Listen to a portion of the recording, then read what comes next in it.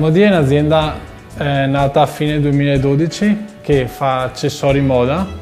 Nasce dall'idea di riutilizzare l'acetato di cellulosa, che è il materiale con cui si fanno gli occhiali, sotto un'altra forma. Praticamente, sostanzialmente, ne produciamo collane, orecchini, comunque sia bracciali o accessori moda. È nata da un'idea, appunto, in un periodo di crisi degli occhiali, sfruttare l'alto know-how che c'è in questa zona per fare qualcosa di innovativo. Aderire a questo progetto è stato l'interesse a essere, appunto, la rintracciabilità dei prodotti, lavorando tutto con Made in Italy, fornitori Made in Italy e comunque una rappresentatività interna fatta da noi. La collana finale la puoi trovare anche fatta da fuori, arriva dalla Cina, la troviamo un decimo.